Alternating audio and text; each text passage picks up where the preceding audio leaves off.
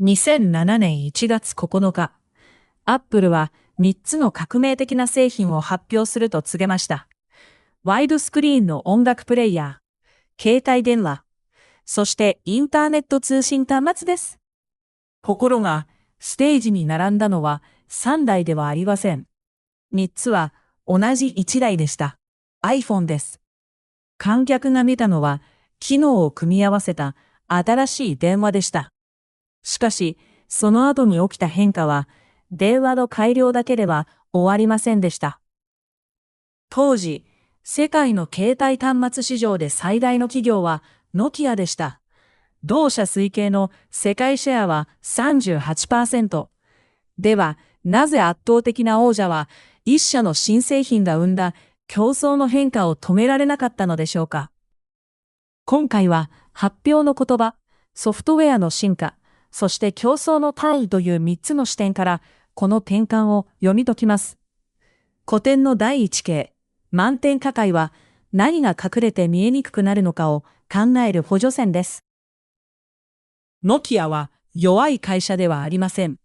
世界中に販売網を持ち、多様な価格帯の端末を供給し、通信事業者との関係も築いていました。38% という数字は、製品、供給、ブランドを長年積み上げた結果です。だからこそ、既存の成功基準には合理性がありました。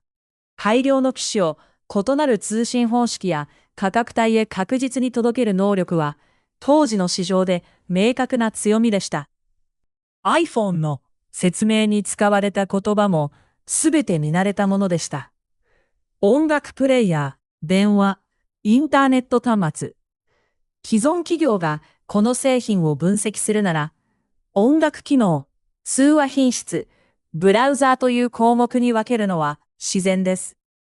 問題は分解した瞬間に全体が見えにくくなることでした。アップルが強調したのは指で操作する大きな画面とソフトウェアでした。物理キーは製造時に役割が決まります。画面上の操作はソフトウェア更新で姿を変えられます。これは入力方法の違いだけではありません。製品を出荷した後も体験を変え続けられる設計への移行でした。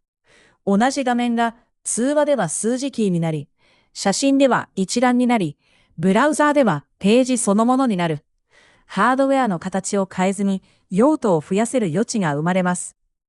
ただし、歴史を後から単純化してはいけません。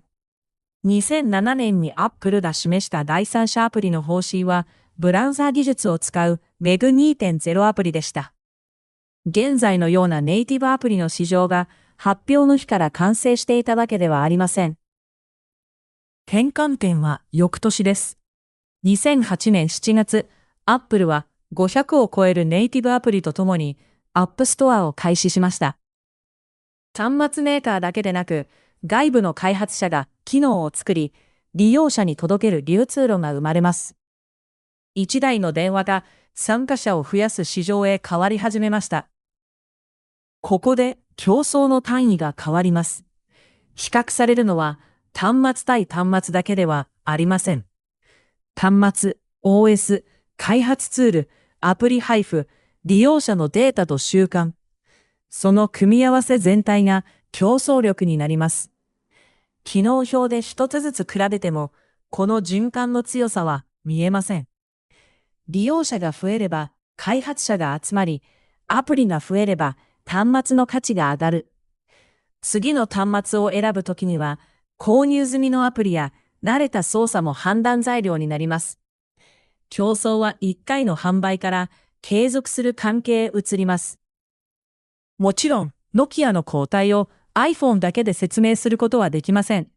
OS 開発の複雑さ、組織の意思決定、製品投入の速度、そして Android 陣営の拡大も重なりました。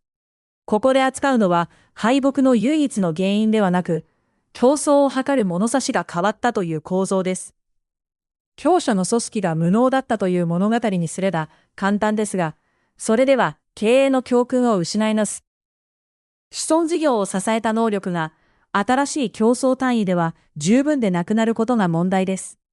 2013年、マイクロソフトはノキアのデバイスサービスズ事業などを対象とする取引を発表しました。事業取得が37億9000万ユーロ、特許ライセンスが16億5000万ユーロ、合計54億4000万ユーロです。王者の資産は別の再建戦略へ組み込まれることになりました。ここからは、史実ではなく、後世の小説、シュエリン記政党に記された物語です。東大僧は東への遠征を進めていましたが、荒れる海を恐れ、船に乗ることを拒みます。軍を海の向こうへ運ぶには、天使自身の都会が必要でした。正面から説得しても、恐怖という壁は動きません。物語の接人記。船の上に木造の城や街路を作り、陸上の建物に見せました。皇太子は海を見ないまま城へ入り、船団は動き出します。やがて波の上だと知ったとき、すでに海へ進んでいました。見慣れた景色で海を覆い、天使を渡らせる。だからこの物語は、天を真向いて海を渡る満天下界と結びつけられます。ただし、目的のために本人の判断材料を奪うという信頼上の代償も残ります。古典の物語は人を欺いて船へ乗せますが、アップルがノキアを欺く目的で発表を設計した証拠はありません。比較するのは意図ではなく認識の構造だけです。物語で海を覆ったのはキシロでした。iPhone で変化を覆って見せたのは、電話、音楽、インターネットという見慣れた分類です。その下では、操作のソフトウェア化と開発者、利用者を結ぶ基盤が進んでいました。経営で確認することは2つです。第一に、新製品を既存カテゴリーへ急いで分解せず、顧客、供給者、開発者の関係を組み替えていないかを見ること。第2に、発売時の機能だけでなく、外部開発者の増加、更新速度、参加者が増えるほど価値が高まる循環を図ることです。追随するときも、機能を一つ足すだけではなく、改善が続く仕組みを作れるから問われます。あなたの業界で、今既存製品の改良にしか見えない新規事業は何でしょうか？その事業は、本当は取引、流通、データ、保管者を一つに束ね直していないでしょうか？機能ではなく、競争の単位を見る。それが、現代の満点価格を見抜く出発点です。